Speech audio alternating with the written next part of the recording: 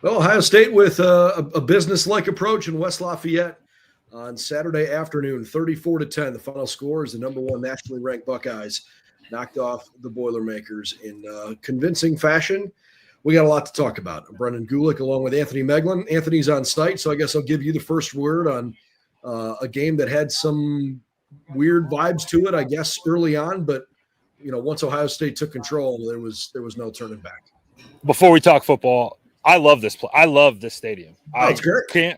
I'm telling you what, I left the press box at halftime just to kind of walk around. It is unbelievable. This place is awesome. It's like the perfect size for Purdue. Obviously, at Ohio State, we have the horseshoe, right? We got over 100,000 people. They would never fill that stadium at all. This is the perfect size stadium. The grass is immaculate. The fans were great today. I couldn't be more excited about just the day. This is my first time here. And obviously I texted you this, like, when Purdue's good, if they're ever good again, this place has to be so electric because it's one of the coolest football stadiums I've ever been to. And I'm pumped about it. It was cool. It was a fun day here. And it also helped that the Buckeyes got the job done. For sure. They did. And I thought they looked good. I think maybe there were a few points of the game where you could have been a little bit annoyed with a lack of productivity. But I walked away from this going, hey, there were a lot of boxes that needed to be checked today. And for example, Julian Sayin running the 2-minute drill with way less than 2 minutes, timeouts at the end of the first half. I mean, it was impeccable. They did a lot of really, really good things today. Yeah, I would say my takeaway from this game, just the big picture, was a mixed bag of things, right? You look at the first quarter, and we were just talking about this off air. If that first play goes for a 70-yard touchdown, this is a totally different day, right? Instead, It gets called back on a questionable block in the back, and then Ohio State ends up punting, and Purdue uses a little bit of momentum to go down and kick a field goal, and then Ohio State uses a big play to set themselves up for a touchdown in the second quarter. But you end the first quarter down 3-0, and Brendan, this is something we talked about, maybe you and I, or Kevin and I for sure, with the way that Ohio State plays with their pace. Pace has been a big talking point with this team. A block in the back on a 70-yard touchdown can mess up the game flow, right? Because you're not going to have that many possessions to do it. Ryan Day talked this week that, hey, when they need to push the pedal down, they can do it. And they have that gear, which is awesome. But we saw it again today. Like, they're down 3-0 at the end of the first quarter. And then they go 24. They win the second quarter 24-0. And, like, Julian's ripping it around the field to Jeremiah. And we got a lot of young receivers in today, which we'll talk about here in a little bit. But felt like he was ripping on all cylinders. And you win that quarter 24-0, you feel good, and then you kind of sputter your way through the second half. So, like, for me, it was like a mixed bag of tricks. Some big mistakes that I think you're going to get cleaned up. But ultimately, Brendan, if you look around college football today, it's November. In November, just win football games. Like, that's all that matters. And Ohio State did that today. I saw a really interesting stat on TV toward the middle of I guess it was kind of late fourth quarter. It was going into Indiana's touchdown drive, that the snap discrepancy after the first quarter up until that point when the game was well out of hand was 61-17. If you're playing against Ohio State and you're not on the field offensively, you're not going to win. I mean, it's just Hey, we know what game Brendan had on at home on the second TV, the Purdue drive, the Purdue, not Indiana's, because that finish was electric. We'll get to that in a little bit. But Brendan, that kind of goes to the point of they dominate. Like, it felt like Ohio State had the football the whole second half because they did. And then you think back to the two drives that got into the low red zone, and that's been a kind of a lingering thing for them as they get down to the low red area, and sometimes they have trouble scoring. And Julian throws the pick, and then they kind of sputter out and have to kick the field goal. And it's like, all right, the good thing is you win by 24 points, you score 34, you feel good about that, but you still got some stuff to work on, which is really good. And get down in that low red area and not kicking field goals and getting that ball in the end zone is definitely going to be a point of emphasis. But just total domination from these guys. And you kind of knew that was going to be the case going in, and they came out and proved it. I mean, even in the first half, just evaluating Julian as he read the defense, I mean, even his incompletions were perfect throws. I mean, the kid he's so much fun to watch. And when you're sitting at home and you're watching Gus Johnson scream like a 5-year-old when Indiana scores an incredible touchdown, an amazing touchdown catch, and Gus is screaming and like voices cracking all over the place. Give Mendoza the Heisman now. It's like, is anybody paying attention to what Julian Sayin's doing? Like, I know there's been a lot of stuff this week, and Ryan alluded to it pregame of like Heisman this, Heisman that. But, you know, as a team internally, you can't get caught up in that. But Dan Orlovsky tweeting that, you know, Simpson and Mendoza are far and away the best quarterbacks, you know, in college football right now. I'm like, what am I missing here?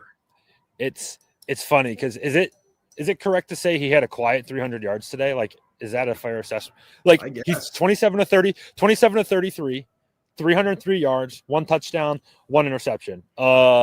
Sign me up. If that's a bad day, show me the dotted line. I'm putting my name on it, because that is he's playing, Brendan, he's playing such good football. And, you know, the confidence, you and I talked about it last week, it's continuing to grow. And that's what you're seeing with him. The touchdown throw to Jeremiah Smith is like one of the good throws you'll see all year. You know, that was – the route concept was awesome. It was perfectly schemed up. It's like a corner post in the cover 2, and like the throw, dude. I'll watch that on loop for forever because it was perfectly placed, perfect spiral, caught him perfectly in stride. But that wasn't even my favorite throw of the day. My favorite throw of the day was actually right behind me. Ohio State. The game was never in question, but the score was much closer than what it got to be. It was 3rd and 8. They were backed up here. It was inside the 20-yard line going that way. And they were on the left hash, or like left middle. Okay. And he drops back to pass. And I will say this, Purdue found something against Ohio State's offensive line where they were able to generate some pressure. And they used this like big long loop from their defensive end. And he came screaming free. And there it was. Julian Sayin was staring down the barrel of a gun again, and left hash to right sideline to Bryson Rogers, not Jeremiah Smith, not Carnell Tate, not guys who's been thrown to. Perfect timing on a gotta have it down, completes the ball, and then Ohio State continues to go boom, boom, boom, boom, boom, and they punch the ball into the end of the end zone for a touchdown. It's like throws like that where you're like, okay, yeah, I could throw to Jeremiah Smith, but I couldn't stand in there and you know, stare down a free rusher and deliver a 60-yard throw from hash to sideline like that. He's just got every throw in the book, man, and he is so much fun to watch right now. And you know, obviously, it's true, although I don't know if it's made enough about this.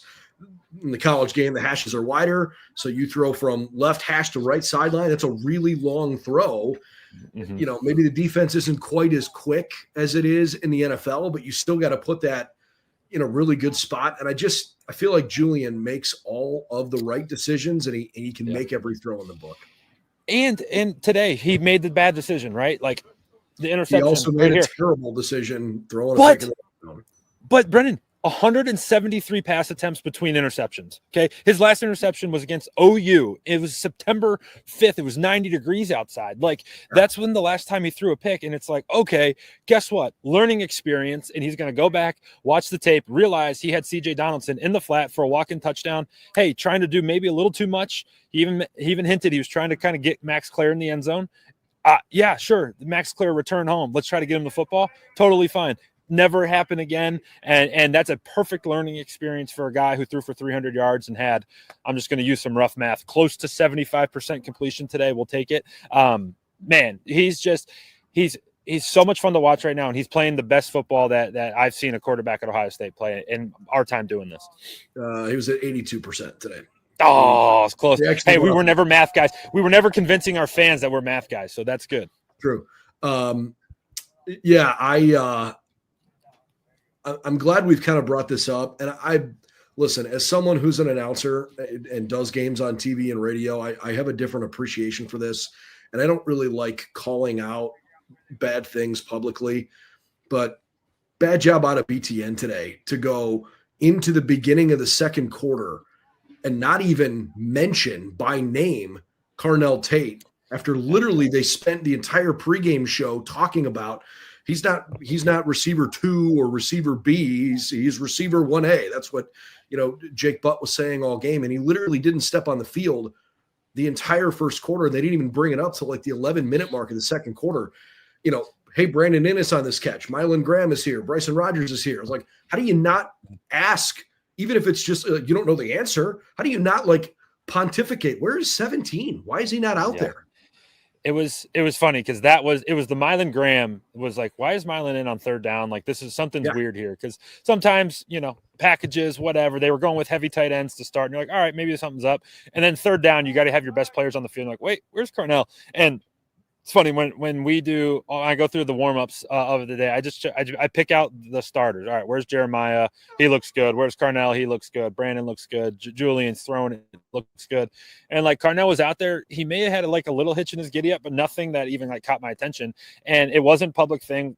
The word started circulating through the press box, like, is Carnell in trouble? Like something happened, and finally, was it midway through the second quarter that he was announced out? I guess precautionary. Yeah, it was like 11 minutes into the second quarter. Yeah, or something. yeah, precautionary. Let's just tell the truth. They didn't need him today, and so if there's anything, if he's banged up at all, just get him healthy for this stretch run. But yeah, you're right, man. It was the great mystery of the first half. Like, where's Carnell Tate? Because you could see him on the sidelines. Like, something's definitely up. But he was smiling, and it's not like he looked like he was in a tough spot. So yeah, I don't know. But the positive. It opened the door for Jeremiah to have a huge day. 10 catches on 10 targets. That's usually good, right? That's okay. Vintage Jeremiah. And it almost is like, watching him play is so cool because when he makes a mistake, he uses that as like turbo fuel for like the rest of the game. And first play of the game, he gets called for the block in the back, and immediately he was like, I'm just going to take this game over. That catch up the sidelines at the end of the first quarter was something to behold. Obviously, the touchdown, the catch on the touchdown wasn't hard. The route was insane. He had a catch on that 2-minute drill on the sidelines where he did the NFL toe tap, and you're like, different. And he made it look so easy. Special, man. Just an absolute special performance. There's not words to do him justice. He's so good at playing football, and he's so much fun to watch. Well, I mean, there are words. They don't fit for the college space. I mean, it's as though he's playing like a professional in a game with some high-level elite players that are playing college football.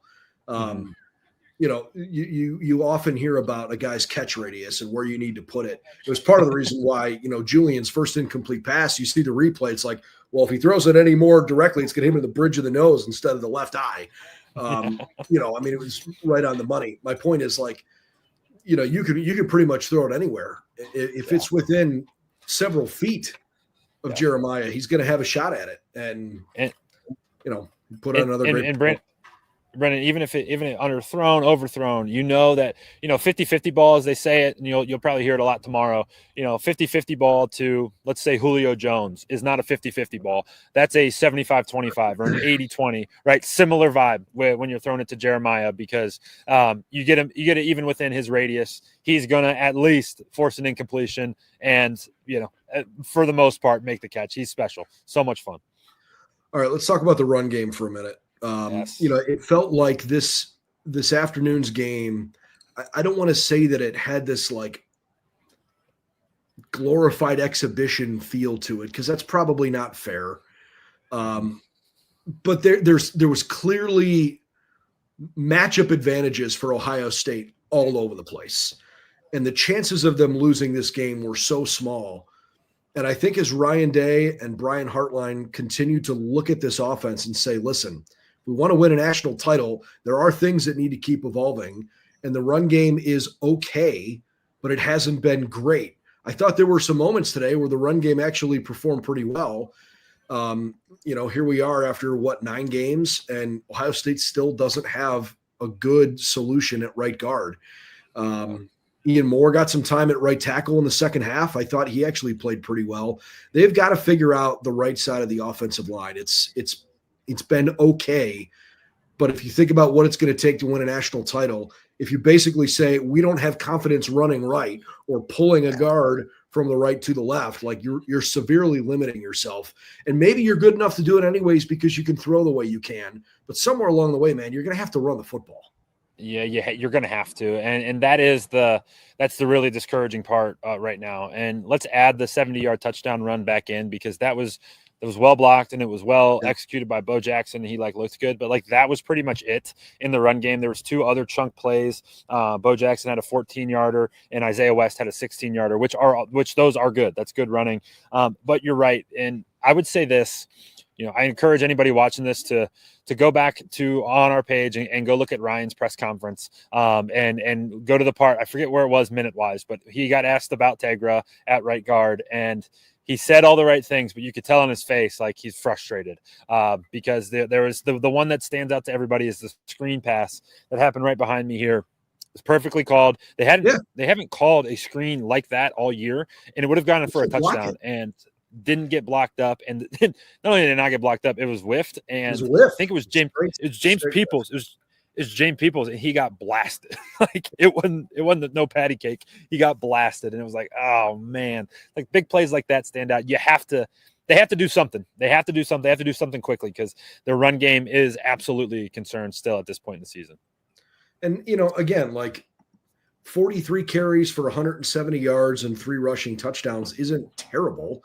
They averaged 4 yards per carry. They had a couple of chunk plays in the sense that they had, ones that went for 10 plus, and obviously had the one big that sprung but got called back. I don't know. I get the impression. Go ahead. No, here's a question for you about the run game. What was your response or your immediate reaction when it was the first play of the second quarter and they came out in heavy and handed it to a tight end? Yeah, exactly. What? I was what? I was like, wait a second. What are we? Roberts, huh? Well, I was like, wait, who's this? And the reason I bring it up is because it's mid-November. You have to know your identity at this point. If your identity is, hey, we can't run the ball, but when we get into those situations, we're going to give it to CJ Donaldson and say, hey, dude, head down, run through a brick wall, and he'll do that, and he'll get a yard. Awesome. That's just what you are. Don't we almost have to stop experimenting at some point. I don't know. The run game seems to be continues to be a little bit of a concern, week after week. I guess I'm okay with them still experimenting, frankly, even for another 2 weeks. Yeah. They're not going to lose to UCLA. This team's not going to lose to Rutgers. Michigan is what they are. I mean, they're a decent football team. I feel like Bryce Underwood is actually regressing a little bit, but he's had some good moments. And obviously the weight and the magnitude of that game and not having won it for a while is going to hang over their heads after the, closed door players plus Ryan only meeting last year. I don't expect that the Bucs are going to come out and try to run it 50 times and prove that they're tougher and they can run the ball more. But I do anticipate that they're going to try to run the football, in that game because they want to control the clock. If nothing else, I mean, what Ohio State can walk away from this game saying is, okay, listen, it was 34-10. You gave up a garbage time touchdown. You basically blew out this team. They ran 76 plays today, which is significantly more than normal. It's 14 or 15 plays more than normal. And it's not because they were, playing at a faster tempo. They were converting third downs left and right. I mean, Ohio State today was 9 for 13 on third down. Purdue couldn't get off the field. That to me, that's why there were so many plays that were run. And on top of that, it was obvious, at least I felt this way.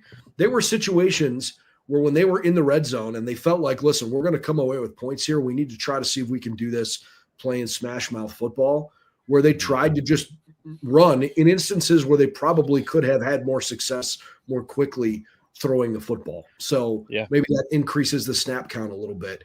They had 29 first downs in a game today. I haven't looked to see. I can't imagine they've had that many first downs in a game all year because I don't know that they had that many. 29 first downs and 76 snaps. It's every 2.5 or 3 plays. Well, and that lends you to a lot of long drives, which Ohio State did have today, right? You had a couple real long touchdown drives, 75-yard touchdown drive, 89-yard touchdown drive, 30-yard touchdown drive, 45-yard touchdown. So maybe it's even a mixed bag, but still some long drives drawn out. From the offense perspective, I think that, you feel good about it.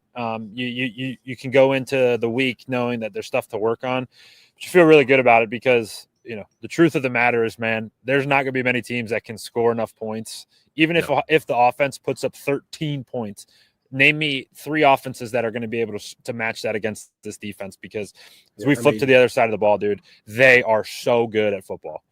Yeah. Yeah. And I imagine that there are some things that they're holding back that they don't want to put on film for when they play Michigan and maybe Indiana after Indiana survives today. And listen, I'm not trying to like dunk on Orlovsky. I actually love his stuff, and I regularly agree with him. Pro prospect wise, I might argue that he's right, that Ty Simpson and Fernando Mendoza right now have a little bit more of that polish. They've got the size. You can feel their presence. They're mature. They're good pro prospects. But to ignore how quick Sayin's release is and how accurate he's been is crazy. And, it's funny to look at all of the people that are talking about Ohio State right now. There's all this chatter of Brian Hartline's going to leave. He's going to take the Penn State job, and then there's, well, are they better than they were last year when they won the national title? And it's like hyperbolic the other way. And it's like, why don't you just look at this team and say, holy crap, these guys are really, really good. And people in the SEC don't want to hear it. They want to hear that Alabama and Georgia and Texas A&M this year are going to be able to give them a national title in that conference. And maybe they do, but I don't know. I've tried to watch a good bit of college football away from the Buckeyes this year, and I've seen some other really good things from other good teams, but I don't see a team top to bottom that is like overwhelming opponents week after week after week. And the whole they haven't played anybody thing. Come on, man. I'm not behind that at all. Yeah, it's the main storyline, I guess, or the hardest question that Sonny Styles had to answer today as we were, and I'll have this up on our page here, was, hey, what were your thoughts on when the backups gave up the touchdown at the end of the game? Like we're to that point where there's the defense is so good, and even if the offense does have an off day, or Julian does have an off day, or Jeremiah sleeps through his alarm and misses the bus, you still feel like you're gonna win football games against any other team in the country, because position by position, offense, defense, special teams, this group's so loaded, man. This is the wrong word, but an embarrassment of riches, and Ohio State's just I don't think it's a wrong word. reaping the benefits in general. I mean, you don't have a guy like Carnell Tate at your disposal today, and look at some of the catches that other guys are making. Brandon Inniss in critical moments had the ball in his hands. There wasn't any hesitancy to throw it to Rodgers or to Graham. Those guys are the next wave. And yeah, it's crazy how good Ohio State's got it right now. And when you have Carnell and Jeremiah playing as well as they're playing, that's obviously going to take a lot of the attention. But I look at this Buckeye team and think, okay, how are you going to hold them to theoretically under 20 points? Because I don't know who's scoring 3 touchdowns against them unless one of them is like a fluky play. And frankly, I don't know. I look how dynamic this offense is. It almost feels like if they don't have a good day, that it's self-inflicted more than anything else. I just don't see a defense good enough around the country right now to be able to stop them. No, be able to stop them. And even like you said, an offense to score 20 points, even if an offense scores, or the defense gives up 14 points, and then all you're asking to do is the offense to score 15. Like this group can do it.